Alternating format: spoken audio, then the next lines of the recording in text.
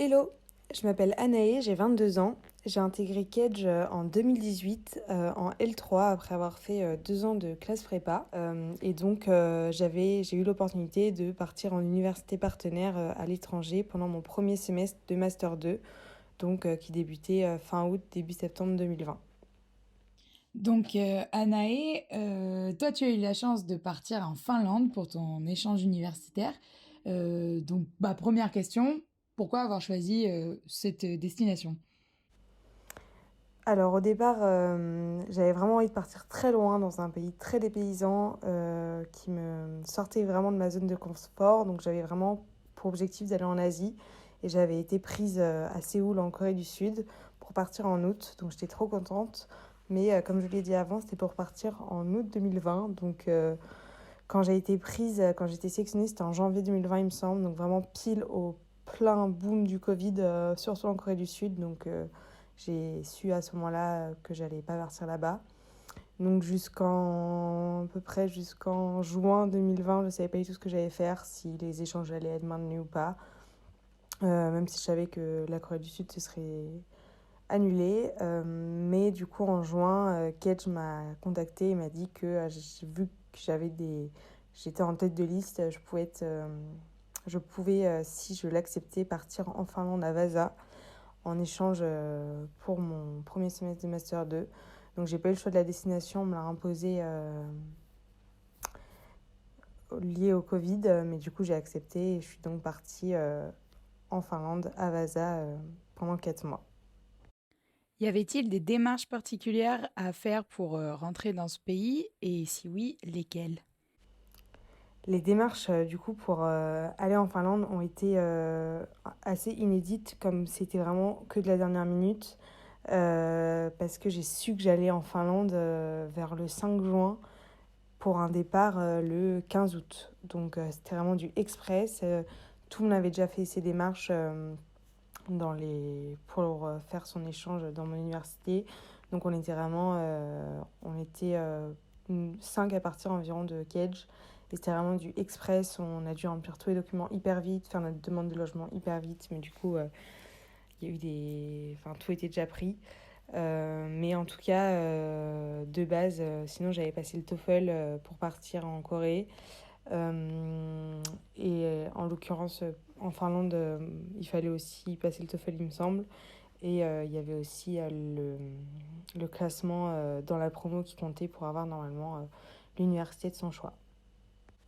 Après, il y avait toutes les démarches classiques à réaliser pour partir dans un pays européen, comme la carte européenne d'assurance maladie, sa carte d'identité. Et il y avait beaucoup de démarches par rapport au Covid. Mais sinon, c'est vrai que pour aller en Europe, c'est assez simple.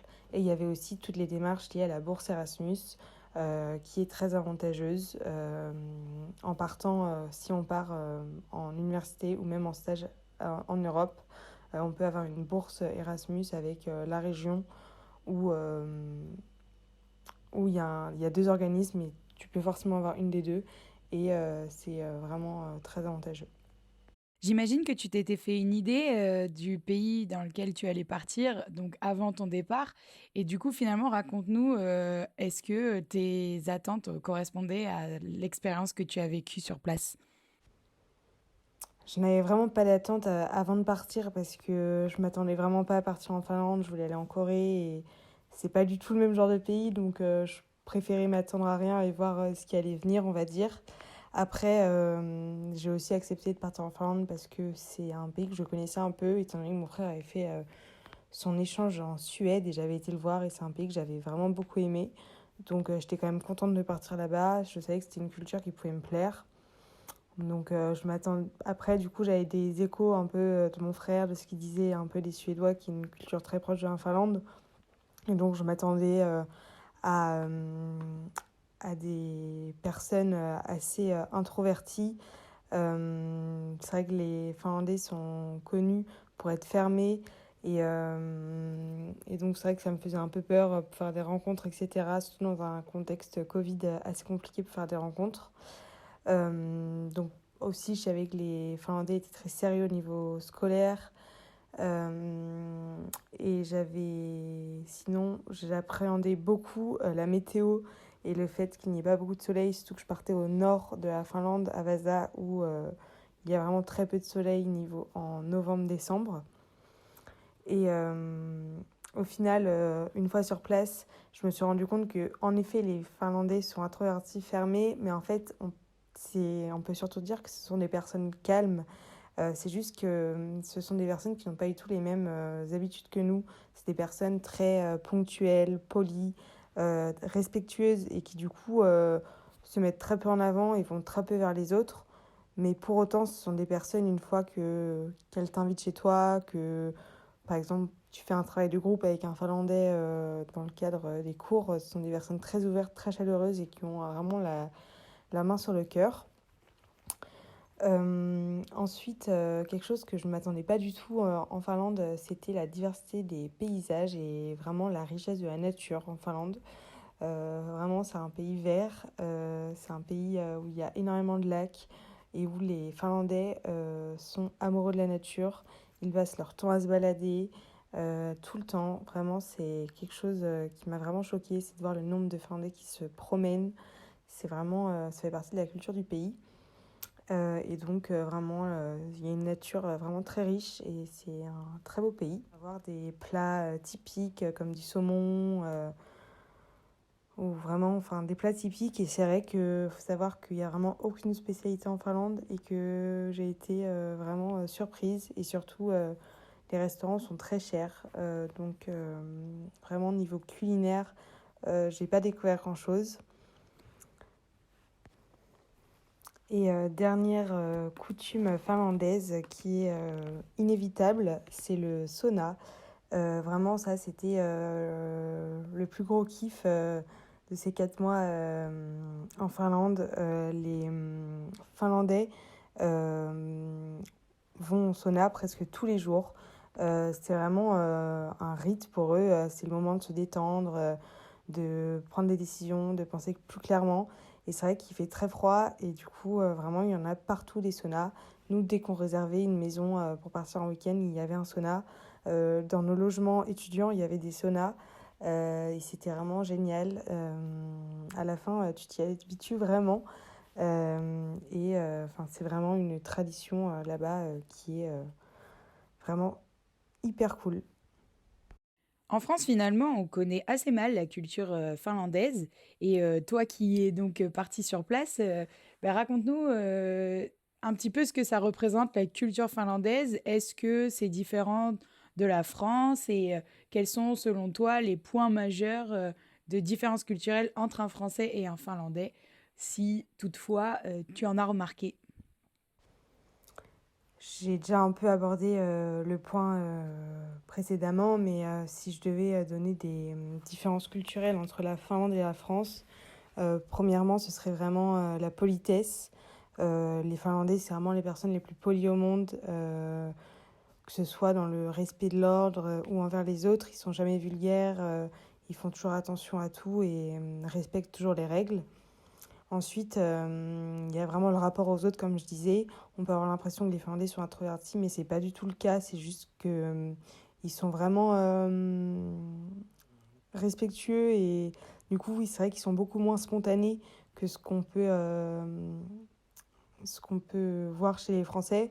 Par exemple, si tu veux prendre une bière avec quelqu'un, il faut prévoir un rendez-vous 3 semaines à l'avance et ce sera jamais du jour pour le lendemain ou quoi que ce soit. Et en dernier, gros point de différence, c'est l'éducation. Les Finlandais, ils sont vraiment, on le sait, très forts là-dedans. Euh, et surtout chez les enfants qui ont un système éducatif très particulier. C'est vrai que moi, à l'université, je le voyais moins, mais on sent quand même que les Finlandais, ils ont une aptitude au travail bien différente que celle des Français. Moi, je serais bien curieuse de savoir un petit peu ton quotidien sur place, comment ça se passait tous les jours, et puis finalement de savoir un petit peu à quoi ressemble la vie d'un étudiant finlandais. Comme je vous l'ai dit avant, j'avais vraiment une vie étudiante inédite qui n'est vraiment pas représentative d'un mode de vie et d'une vie étudiante en Finlande généralement, je pense. Donc j'avais tous mes cours en distanciel, donc mes journées se résumaient à suivre mes 3 heures de cours en distanciel de chez moi dans ma chambre. Ensuite, on se rejoignait souvent faire du sport avec mes amis là-bas. C'était vraiment notre occupation de la journée et notre moyen de sortir prendre l'air. On se retrouvait le soir pour faire des dîners. On faisait beaucoup de dîners internationaux où chacun cuisinait un peu les spécialités de son pays. On faisait des soirées, on se faisait des soirées films. Et on partait également très régulièrement en week-end où on se faisait des semaines dans des chalets au bord des lacs avec des saunas, etc., histoire de prendre l'air et de visiter le pays. Et aussi, chose à savoir, c'est que par exemple à Vasa, tout le monde se déplaçait en vélo. On avait tous un vélo, donc on faisait tout à vélo. On allait se balader en forêt en vélo, etc. C'était vraiment ça notre quotidien. La vie d'étudiant en Finlande que j'ai découvert était vraiment particulière étant donné que j'étais en plein Covid, que j'ai eu des confinements, etc. et que j'avais surtout tous mes cours en distanciel. Donc je me rends très peu compte de la vie d'un étudiant en Finlande normalement. Euh, mais c'est une vie quand même d'étudiant quelque peu classique qui se résume par quelques heures de cours dans la journée. Ils avaient beaucoup, les Finlandais, des petits boulots à côté l'après-midi et ils sortent quand même pas mal en soirée le soir. Il y a vraiment une vraie vie étudiante au sein du campus et surtout en week-end. Mais c'est vraiment une vie d'étudiante comme on la connaît en France. Et du coup, pour un étudiant étranger qui vient étudier en Finlande, quelle est la configuration de l'université? Est-ce qu'il y a beaucoup de temps pour soi? Est-ce qu'il y a beaucoup d'heures de cours? Est-ce que tu as eu beaucoup, enfin, du temps pour voyager? Voilà, raconte-nous un petit peu ce quotidien-là. J'avais vraiment peu d'heures de cours. J'ai eu une période où j'avais pas mal de travail parce que j'avais en plus de mes 4 cours en Finlande, j'avais 2 cours en distanciel à Cage. Donc ça faisait quand même pas mal de travail. Surtout ce qui était assez conséquent, c'était les travaux de groupe à rendre. Et en l'occurrence, j'avais eu également un travail à réaliser seul pour un cours en Finlande qui était, c'était un rendu de 25 pages à peu près. Et les Finlandais sont hyper rigoureux dans leur rendu. Et c'est vrai que j'avais pas du tout l'habitude à ce genre de rendu qui est hyper précis avec toutes les références à citer. Et vraiment, c'était hyper rigoureux, donc ça m'avait pris pas mal de temps. Mais sinon, c'est vrai que j'avais quand même beaucoup de temps libre à côté. Et j'avais également beaucoup de temps pour chercher un stage, par exemple, pour janvier. Donc j'avais quand même un excellent équilibre vie pro, vie perso quand j'étais là-bas. Finalement, si tu fais un petit bilan de ton expérience sur place, qu'est-ce que tu en tires personnellement, par exemple, et est-ce que tu as des conseils pour bah, un étudiant qui serait du coup intéressé pour faire un échange universitaire du coup en Finlande?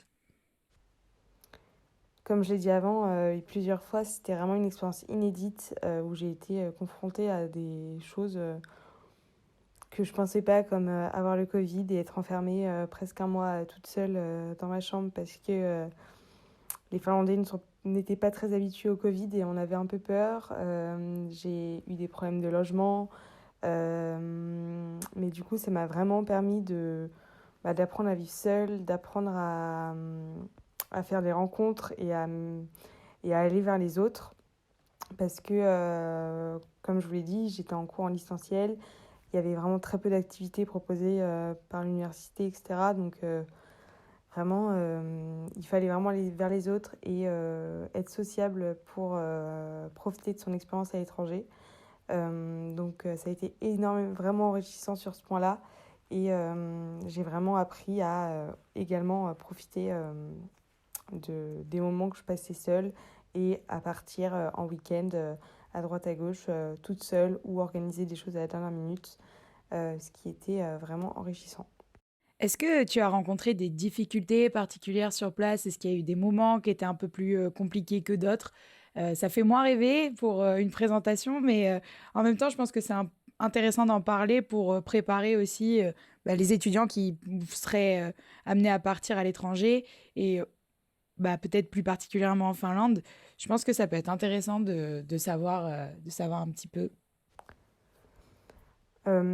La Finlande, c'est vraiment un pays qui coûte cher, ce n'est pas un mythe. Les restaurants sont hors de prix, les courses sont hors de prix, les logements sont hors de prix. Après, en tant qu'étudiant, j'ai pas non plus trouvé que c'était difficile dans le sens où, comme je vous l'ai dit, j'ai eu une bourse Erasmus que tout le monde peut toucher, qui m'a quand même bien aidée. Et en plus de cela, à Vasa, il y avait des logements étudiants qui étaient vraiment pas très chers. Euh, Comme il y avait très peu d'activités proposées liées au Covid, c'est vrai que j'avais moins de raisons de dépenser d'argent. Donc ça c'était un peu différent. Mais c'est sûr que comme tout voyage à l'étranger, ça a un coût. Ce qui est vraiment bien avec les échanges en université partenaire, je trouve, c'est que tous les étudiants sont seuls, loin de leur famille, et donc il y a vraiment une solidarité entre étudiants, et tout le monde est là pour profiter pendant 4 mois, ça passe hyper vite, tu ne vois pas le temps passer. Donc vraiment, c'est une expérience à vivre, t'en tires vraiment que du positif à la fin. Donc, le podcast arrive à sa fin et donc, pour clôturer ton témoignage, qu'est-ce que tu aimerais dire à nos camarades de Cage qui vont être amenés à partir à l'étranger, notamment sur l'expérience que tu as vécue et aussi pourquoi, à ton avis, la Finlande est la meilleure destination pour leurs futurs échanges? Je recommande à n'importe quel étudiant de partir à l'étranger, que ce soit en université partenaire, en stage ou en proact. C'est hyper important et vous le regretterez jamais. Je connais personne qui, après une expérience à l'étranger, était déçu ou retenait des choses négatives. Même moi, je pense que j'ai pas vécu la meilleure expérience au monde, c'était vraiment compliqué par rapport au Covid, etc. Et pourtant, j'en suis hyper contente, je retiens plein de choses positives et je suis hyper contente de l'avoir fait. Je pense que c'est le moment de sa vie où avoir ce genre d'expérience, et il y a plus de chances d'avoir de regrets après de ne pas l'avoir fait. Donc vraiment foncez, faites-le et vous posez pas de questions, parce que dans tous les cas, ce sera la meilleure expérience de votre vie. Et je recommande vraiment la Finlande pour une expérience à l'étranger parce que c'est un pays anglophone. Les Finlandais parlent très bien anglais. Personnellement, j'ai été en Finlande pendant 5 mois et je ne parle pas un seul mot de finnois. Vraiment, je ne connais rien en finnois alors que j'aurais pu, hein, mais non, tout le monde parle très bien anglais, donc c'est hyper cool pour pratiquer l'anglais. En plus, c'est un pays qui est pas loin de la France, donc si tu veux rentrer en France à un moment, t'es pas très loin. Et surtout, à côté, t'as plein de voyages magnifiques. T'as la Suède, les îles Lofoten, Saint-Pétersbourg, Copenhague. Tu peux faire plein de voyages trop cool. T'as la Laponie aussi, qui est vraiment trop cool. Donc voilà, franchement, c'est un pays qui a énormément d'avantages pour partir en Europe, je pense, et je recommande ça à tout le monde. Surtout que c'est une culture hyper enrichissante et qui a vraiment plein de choses à nous apprendre. Donc foncez.